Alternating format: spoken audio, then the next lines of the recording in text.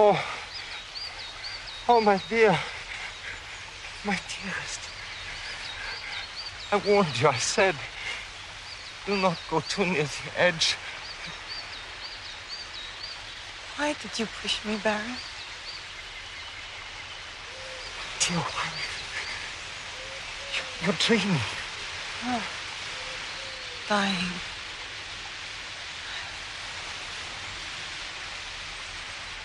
Oh, my darling.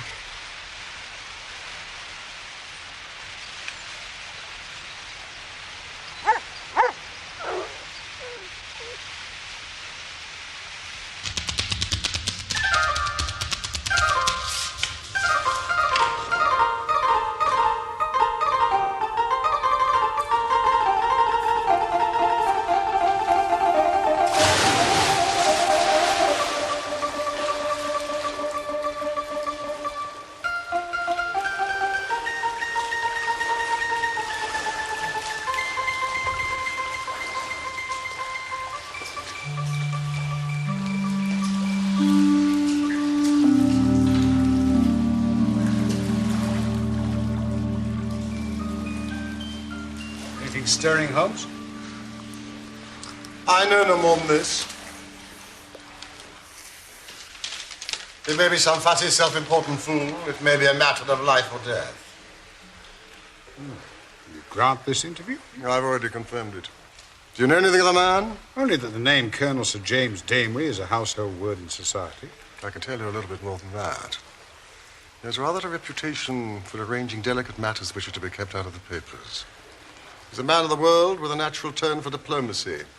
I'm bound, therefore, to hope that it is not a false scent, that he has some real need of our assistance. Our? If you will be so good, Watson. I should be honored. Then until 4:30 o'clock, we can put the matter out of our heads.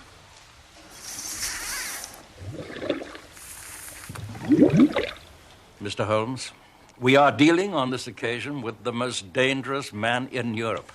I have had several opponents to whom that flattering term has been applied. A man to whom violence is familiar and who will literally stick at nothing. No. Don't you smoke? Excuse my pipe. But if your man is more dangerous than the late Professor Moriarty, he's indeed worth meeting. May I ask his name? Have you ever heard of Baron Gruner? The Austrian murderer. So you've already sized him up as a murderer. Well, it is our business to follow the details of continental crime. I'm as sure that he killed his wife when that so-called accident happened at the Splugen Pass as if I'd seen him do it. Just as I am certain that he disposed of the only witness, that innocent shepherd boy. Baron Gruner is now in England. Residing near Kingston, I'm informed. That is so. Might I also suppose you will have heard of General Merville? Khyber Pass fame. Indeed. General Merville has a daughter, Violet. Young, rich, accomplished. A wonder woman in every way. It is she, an innocent, we are endeavoring to save from the clutches of this fiend. He has some hold over her? The strongest of all where women are concerned, Mr. Holmes. Ah. Love. Exactly. In marrying you, my darling, all my past sins shall be absolved. These aren't sins you told me of. These are slanders. My angel. You were traduced, as are all great men. Yet I am determined you shall know my history, every part of it. Thus shall I come to the altar purified in soul and spirit, and worthy at last of your love. Just 6 weeks. Oh, Adelbert.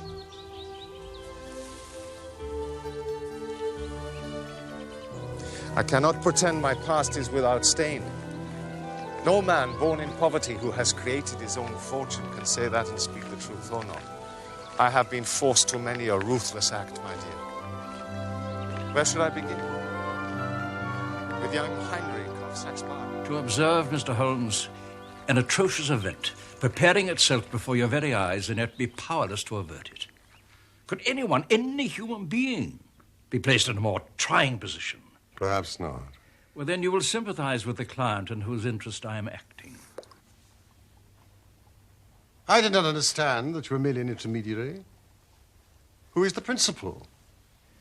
I beg of you not to press that question. His name cannot be dragged into this matter. His motives are, to the last degree, honorable, but he prefers to remain unknown. I need not say that your fees will be assured, Mr. Holmes. And you will be allowed a free hand. Surely the actual name of your client is immaterial. I must decline to act, Sir James. I'm sorry. I'm accustomed to having mystery at one end of my cases, but having it at both ends is too confusing. No. You place me in the most serious dilemma. Dare I say, Mr. Holmes, you hardly realize the effect of your own action. I have given my word not to reveal the identity of my client. May I at the least lay all I can before you?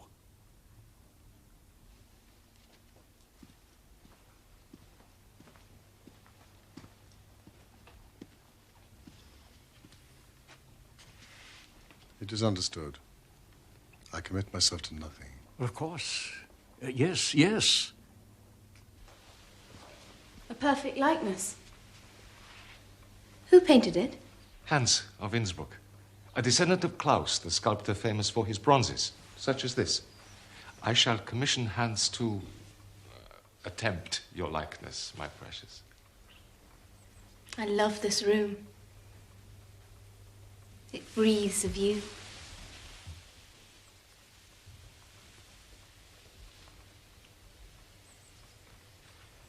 What's this? Your diary? No. It is my commonplace book. In it I record things I've seen, read, admired. Occasionally, perhaps, a thought or two of my own. But it's locked. It is a little part of me, besides. A servant might pry. One day, perhaps, we shall look at it together. No. I respect your privacy, my darling. We must all keep something of our own, however much else we share. You are perfect. You must teach me about porcelain, Adelbert. I shall. Collecting is such a pleasure, such a delight. It is a passion with me, just as you are, my precious. The villain has attached himself to the lady with such effect that he has completely and absolutely won her heart. She will not hear one word against him. To sum up, she proposes to marry him next month.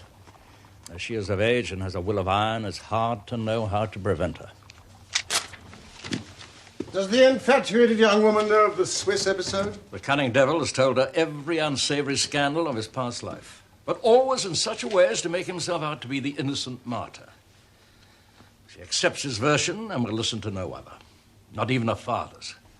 Dear me, Sir James, have you not inadvertently let out the name of your client? The General? Oh, no, Dr. Watson. That strong soldier's been utterly demoralized by this incident.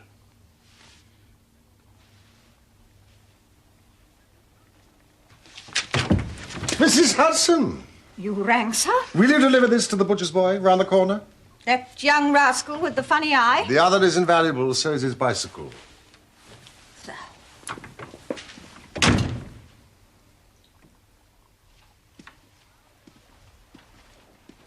How may I keep in touch with you, Sir James? You accept my commission? Let us just say that your problem interests me. The Carlton Club will find me. And the Baron's exact address in Kingston? Vernon Lodge. A large house. He's a rich man. Well, speculators, when successful, frequently are, Sir James. What further information can you give us about the man? He has expensive tastes. Collects books, pictures, and Chinese pottery. He's a recognized authority. Written a book upon the subject. Well, Sir James, you may tell your client that I'm turning my attention towards Baron Gruner. I have no doubt, Mr. Holmes, you could easily trace my client. But I must ask you as a point of honor to refrain from doing so. Do not, I beg you, break in upon his incognito. I think I can safely promise that. Thank you. Dr. Watson.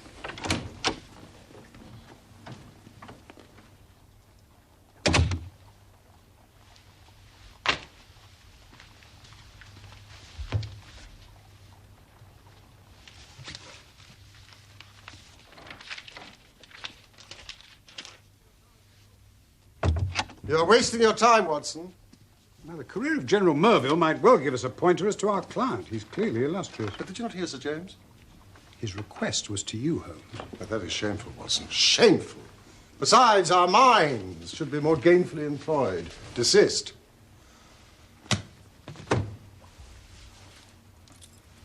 Any views? Have you none? Not yet. Beyond the one I've already acted upon. The butcher's boy. More discreet than any telegraph.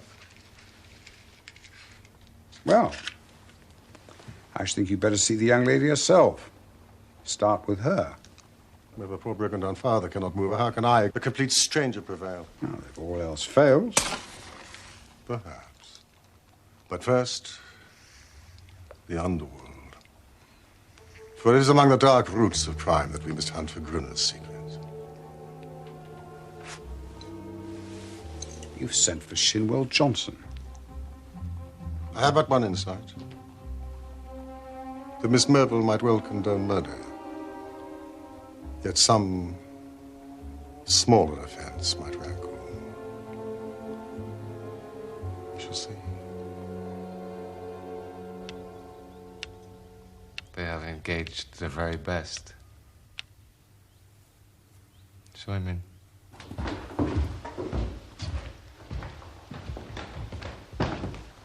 Mr. Sherlock Holmes, sir.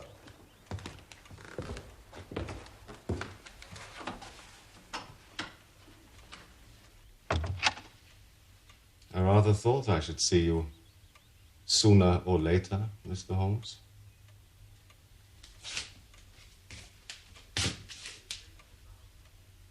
You've been retained, no doubt, by General Merville to prevent my marriage with his daughter Violet. That is so, is it not?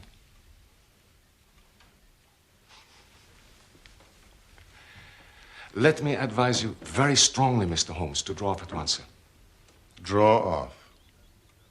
My dear man, you'll only ruin your well-deserved reputation. This is not a case in which you can possibly hope to succeed. Draw off, sir. It is curious, but that is the very advice that I've come to give you. Let me put it to you man to man. If you persist in this marriage, you will raise such a swarm of powerful enemies, England will be too hot to hold you. Surely you would be wiser to draw off. Excuse my amusement, Mr. Holmes, but it really is very funny seeing you trying to play a hand with no cards in it. Not a color card there, sir. Nothing but the smallest of the small. So you think? So I know, sir. So I know. Let me make the thing clear to you. You consider your hand so strong that you could afford to show it? Certainly, since it becomes plain that in this instance you are clearly out of your depth, Mr. Holmes. Could it be that your capabilities have been subject to hyperbole? Your hand, Gruner, show it. Won't you sit down? I think I shan't. Please yourself.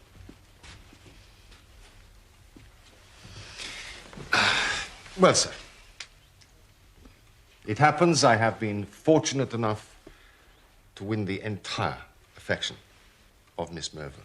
This in spite of the fact that I have informed her clearly of all the unhappy incidents in my past. I have warned her that certain designing persons would come to her. I hope you recognize yourself in this. And would tell her of these things.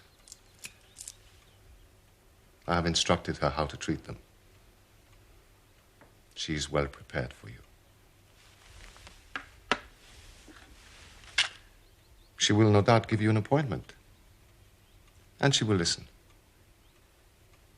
It will be to no avail, however.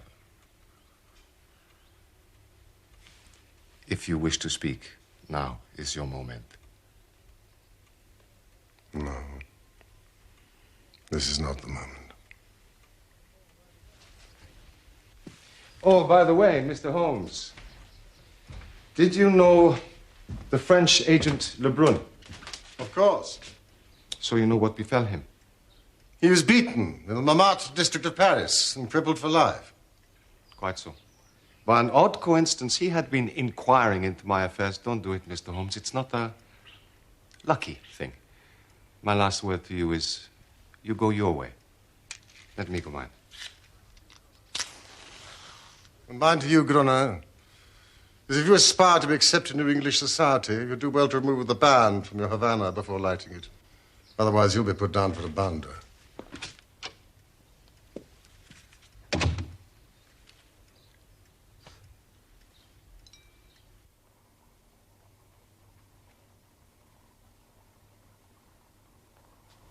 Mrs. Hudson, has Holmes returned? Not yet, sir, but there are 2 visitors waiting.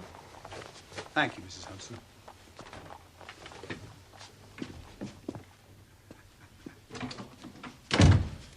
Why, Johnson. Evening, Doctor. Mr. Holmes sent word to me. I know, Johnson, I know. And I've brought Kit here because... After I was delayed at the museum, and then the press of traffic. An omnibus overturned in Great Russell Street. Too dead a horse had to be put down. Gentlemen, forgive me. I was absorbed by the mysteries of Ming. I quite forgot the hour, madam. This is Miss Winter, Mr. Holmes. Kitty, we call her. And what you don't know about Gruner. Of course, please. Well, Kitty can speak for herself. Anyway, I'll put my hand right on her within an hour of your message, sir. I'm easy to find. Hell, London gets me every time. Same address goes for Porky. Porky? Is that your undergear, Johnson? You've never revealed that. Porky? Oh, well. We're old mates, Porky and me. But there's someone who ought to be down in a lower hell than us. And that's the man you're after, Mr. Holmes. I gather we have your good wishes, Miss Winter. If I can help put him where he belongs, I'm yours to the rattle, sir. Do you know what he intends? How the matter stands? Porky tells me he's after some other poor fool. Only this time he wants to marry her. And you want to stop it. Yes. Surely you know enough about this devil to prevent any decent girl in her senses wanting to have anything to do with him. But she's not in her senses, Miss Winter. She's madly in love. And she has been told all about him. She cares for nothing. Told about the murder of his wife? Yes. My lord. She must have a nerve. She has. Can't you lay proofs before her? Can you help us do so? I am proof. Living proof. If I was to stand before her and tell her how he used me... Would you do this? Would I? Would I not? It might be worth the trying. Our lady didn't tell her all, sir. All? He collected me. He collects women. I was an artist model. A respectable artist model. Of course, you sat with that painting in his study. You've been to Kingston. Then you'll have seen all his crocs. Women and China. They're his twin passions. Gruner commissioned that painting. And afterwards...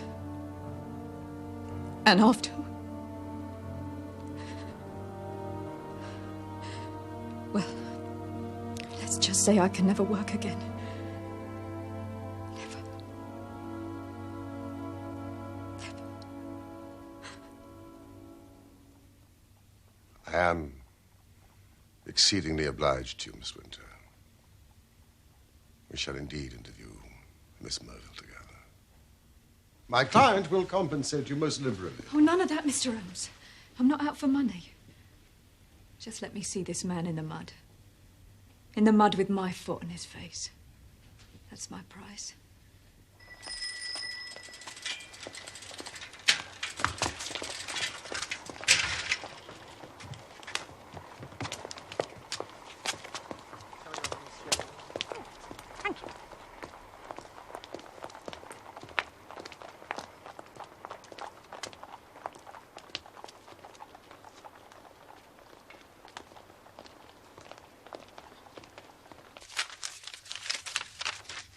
From Kingston. Thank you, Mrs. Hudson. No reply. Shall we dine? But this is a death threat, Holmes. Do you expect anything less from the Baron, Gruner? Holmes, have a care. Oh, Watson, come along. We must eat.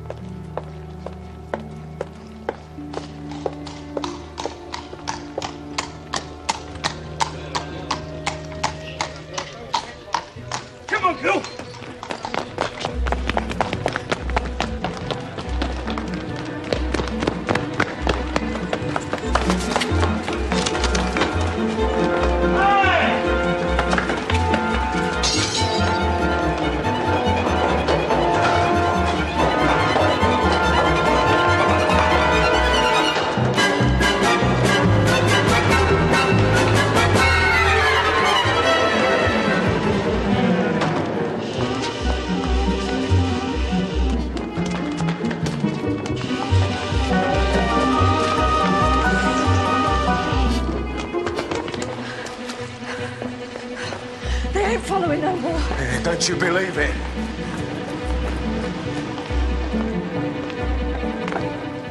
Yeah, what did I say? Now, you stand over there, Kitty. There's a good girl. Right. Who's first? You or you?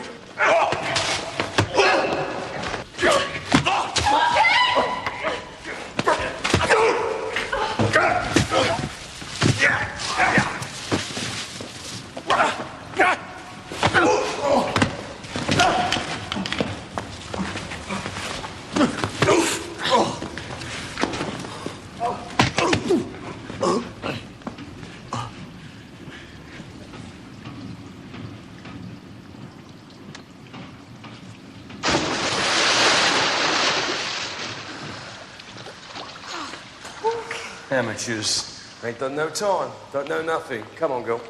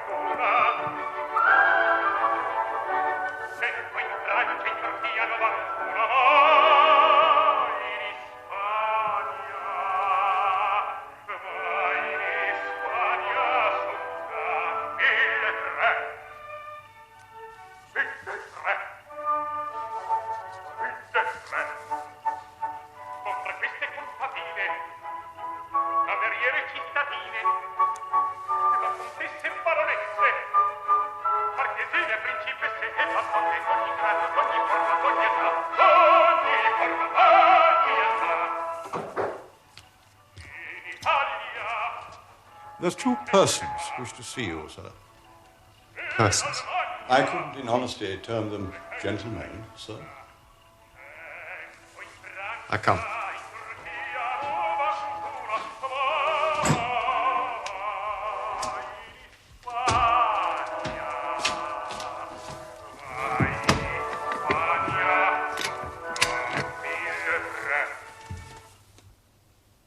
Was he armed? No, sir.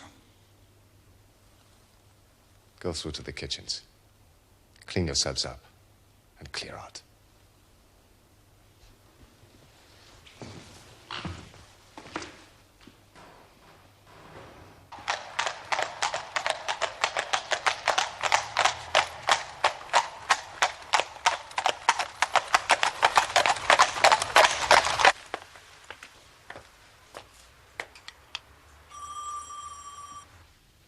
I have agreed to this visit out of respect for my father, Mr. Holmes, rather than for you.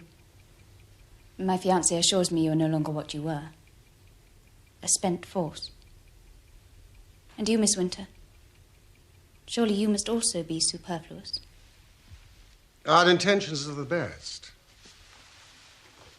We are here to aid you. Really? When you call to malign my fiancé?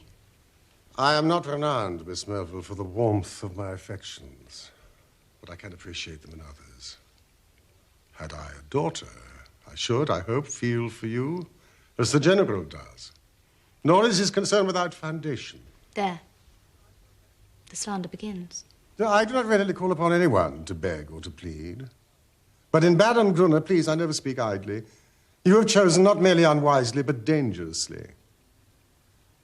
Marry him, Miss Merville, and I assure you, With all the knowledge I have of the criminal mentality, you will be in mortal danger. Just as the former Baroness was. She too is infatuated and paid the fatal price. Her life for a fortune. That's a lie.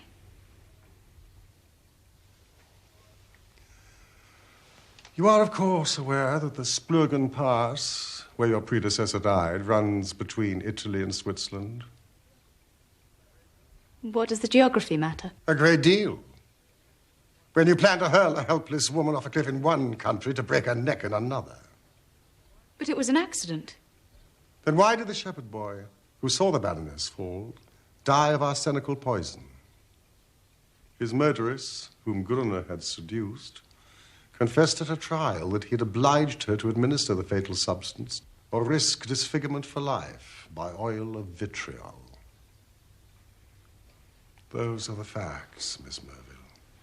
I beg you. Picture the awful situation you will find yourself in if you only wake to your fiancé's true character after you have married him.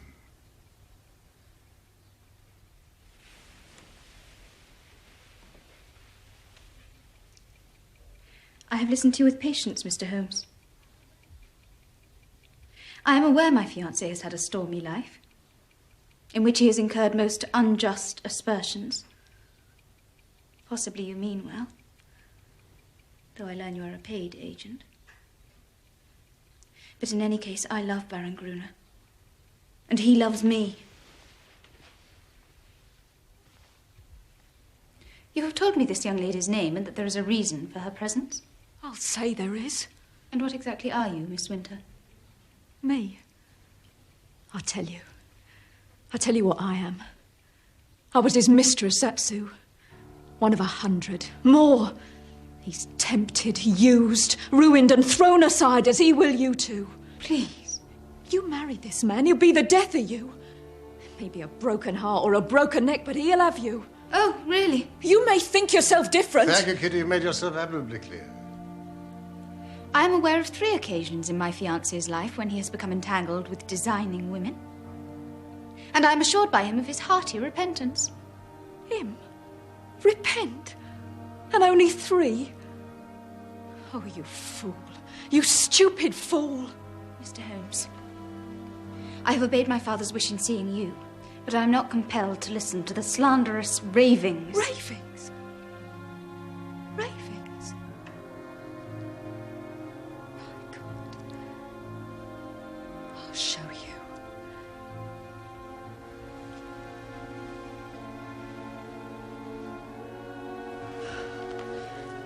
Look. Look. See that?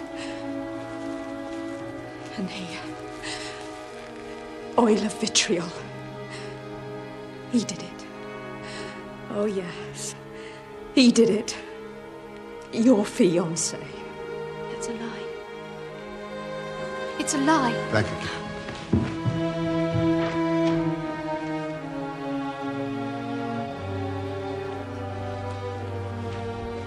You can tell the Baron that I shall not rest until I bring him to justice.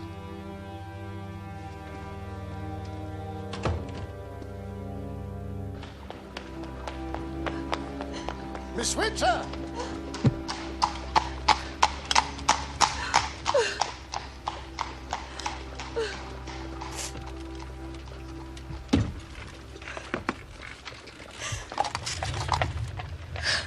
Why, Kitty? Why? No, please. Why did Gruner treat you so? Because... No, I can't tell you, Mr. Holmes. You must, this instant. You said that he collects women. What did you mean by that? It's a book he has. A book? Brown leather, with a lock, and his coat of arms in gold on it. No, I can't speak of it. He keeps a record of his women? We're all in there. Photographs, names, details, everything about us. He tried to make me read it while he... Oh, no, I can't. And when you refused? He went berserk. He ran out of the room. I was trying to dress. He come back in with this bottle. I was half naked. He threw it straight at me. Where is this book? I don't know. Think. No. In the study, in the bedroom? It's more than a year since I was there. Then you can remember, Kitty. Think. In the study. Back of the bureau. Thank you, Kitty. Miss Winter's scars could not move, Miss Merville? She was shocked, but recovered instantly.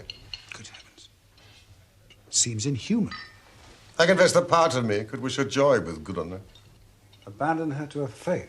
After all this. When I compare Miss Merville with Kitty, whose spirit is as fine as her body is blemished, yes. You wouldn't withdraw from the case. Have no fear, Watson. My disgust with Miss Merville counts as nothing against my determination to foil good on her. But one thing irks me. That I did not pay more regard to Kitty's deportment when we first met. The manner in which she dressed her hair. Ah. It's late. We must be gone. I've got a mountain of work to do at the surgery, Holmes, so I'll see you in the morning. Until tomorrow, then.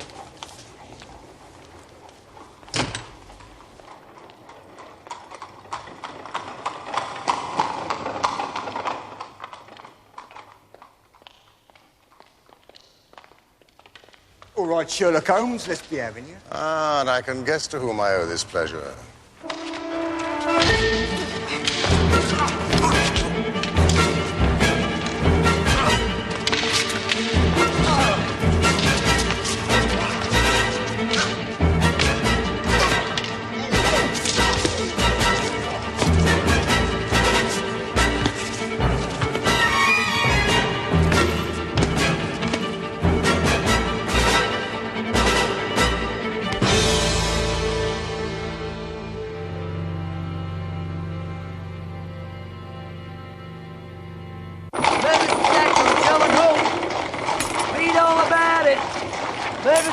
On Sherlock Holmes. Murderous attack on Sherlock Holmes. Read all about it. Murderous attack on Sherlock Holmes. Read all about it. Read all about it. Murderous attack on Sherlock Holmes.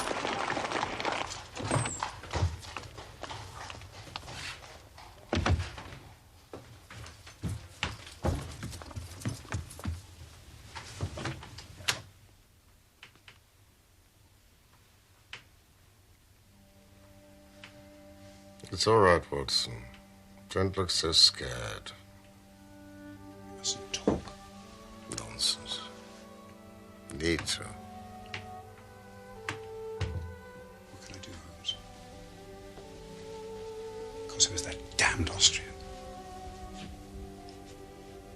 Give me the word and I'll go and thrash the hide off him.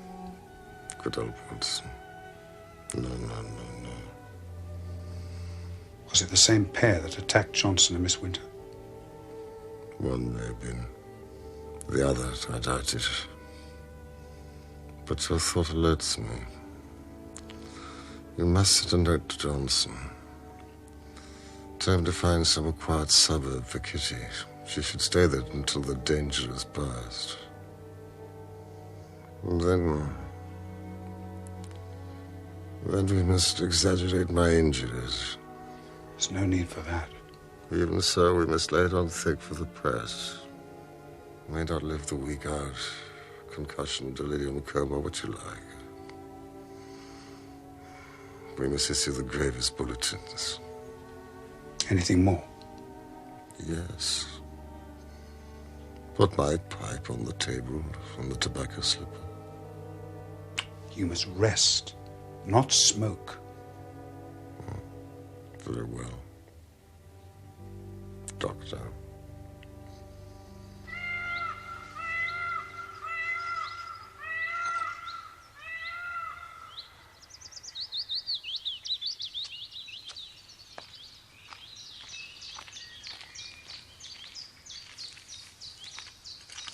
Ah, my dearest, every day you become more precious to me.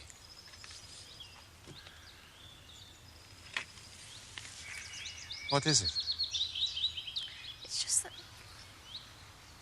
It's Did you really go to America? Oh, my darling.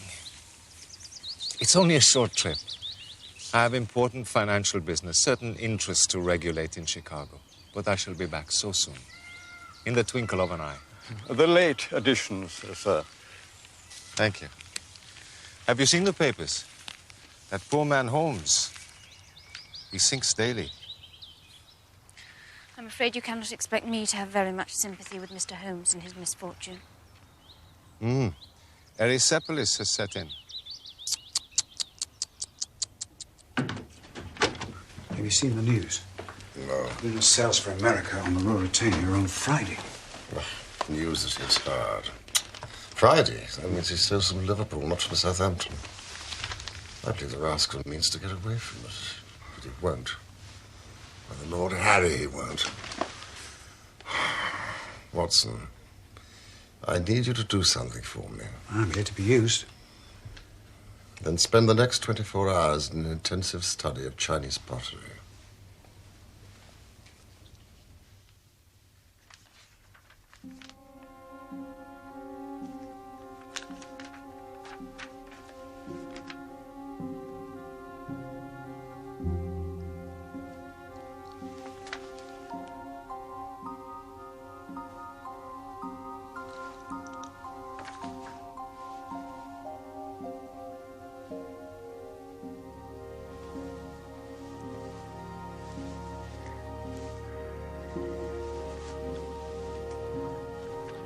Whoa, 1368-39. Whoa, 1368-39.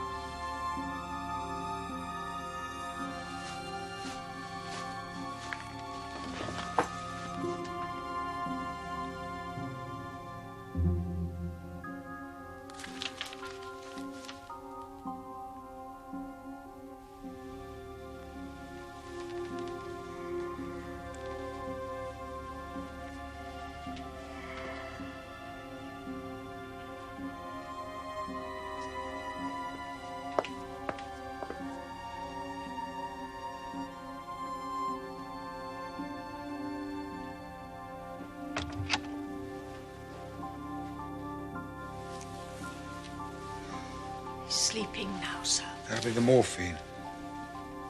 You won't let the lamp smoke, will you? No. You're locked up below. Oh, I did that a while back, as murderous folk about. True. Don't drive yourself too hard, sir. You'll be good for nothing in the morning. No, I shan't be long.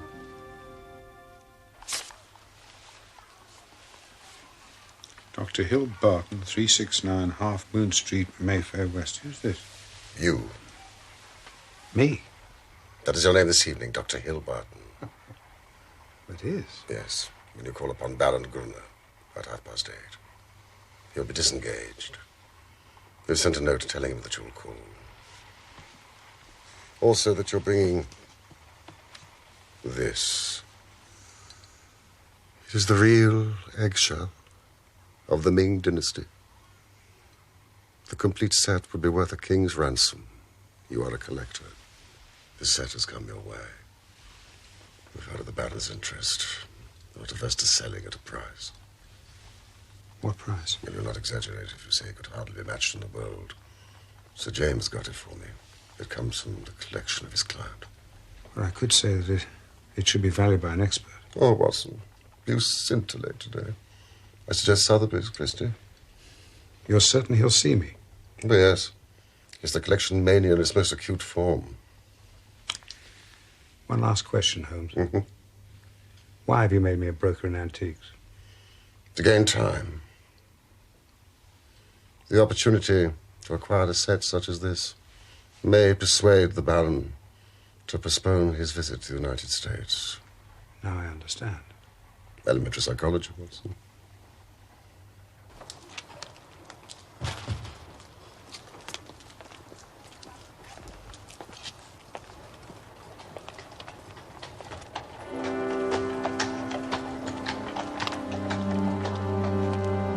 Kingston, please, driver.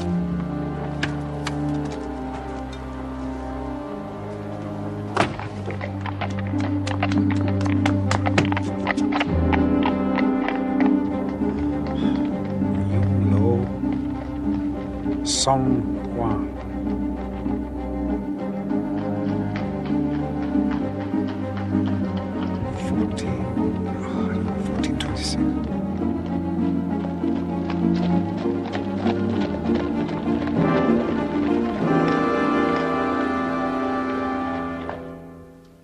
Very fine.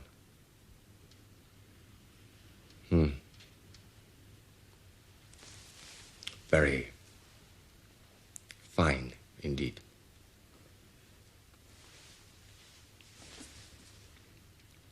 And you say you have a set to correspond?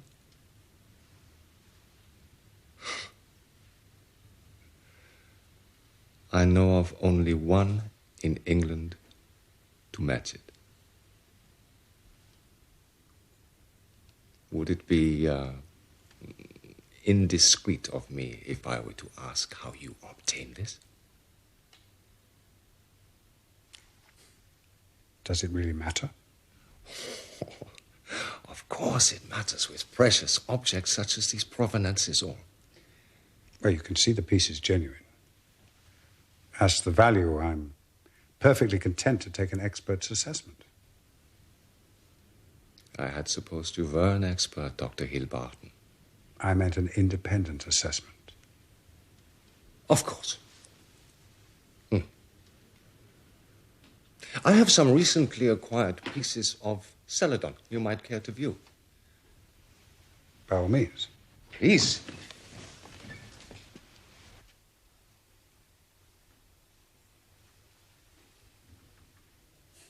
It's flawless. Typical 12th century song, I'd say. Wouldn't you? You're right.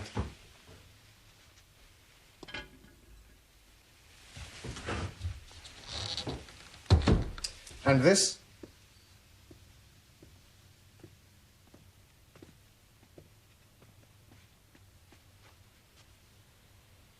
That's an excellent example.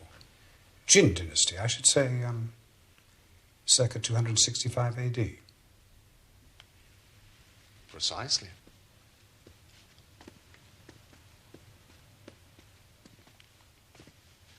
And these? Typical of celadon, would you say? Give me time, give me time. I am giving you time, sir. Quite so. I should also be interested in your views on the marks of the Hung Wu. The marks of the Hung Wu? That's a vexed question. A vexed question indeed, sir. There are no marks on the genuine Hung Wu. This is intolerable, sir. I came here to do you a favor, not to be examined as if I were a schoolboy. You came here to spy. Not so. You may have found it easy to inveigle your way in here upon false pretenses, but by God, sir, you shall find it harder to get out. Raise your hands above your head, Dr. Watson. What's that? Holmes! You! Don't move! I shall shoot you through the head, rather than the heart. And then inform the police. I mistook you for a common burglar. That is a role that I played before, with some success. Without any doubt, sir, this will be your last time. Baron! Hit him!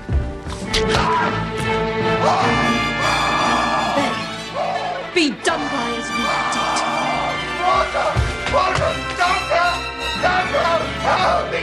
Help me! Get more! I'll telephone the Baron's physician. Oh, the sea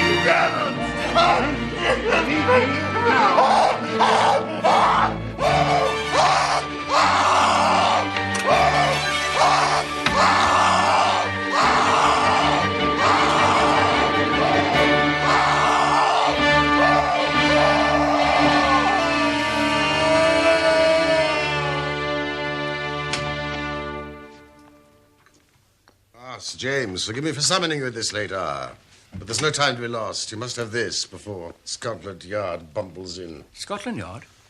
Baron Gunnar is bound to have laid a complaint against us. Watson as an impostor, myself as a burglar. We were both. I diverted Gruner's attention while Holmes procured that.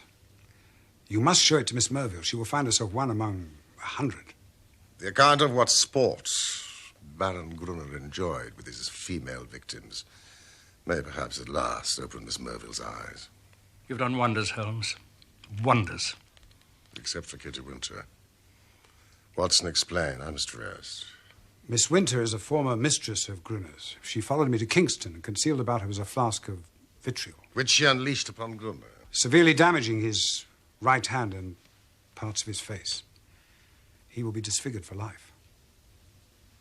But surely, if these injuries are as terrible as you describe them, then our purpose is sufficiently gained. Should love him the more. As a disfigured martyr, no. It is his moral side, not his physical, which we have to destroy. That book will bring her down to earth, and I know nothing else that could. It's in his own handwriting. She cannot get past it. Neither my client nor myself can thank you enough, Holmes. Should either Miss Winter or even you yourself be incommoded by the police, do not hesitate to telephone me. Thank you, Sir James, but to tell the truth, I rarely, if ever, find myself inconvenienced by Scotland Yard. Good night. Good night.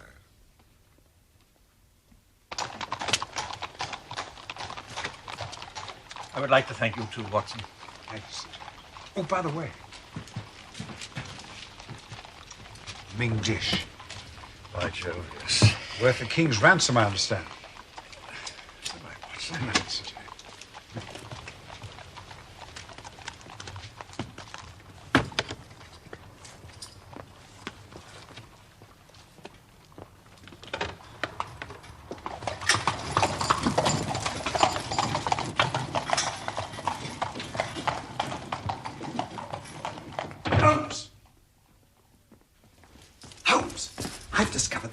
Of our client. It's none other than... A loyal friend and a chivalrous gentleman. Let that now and forever be enough.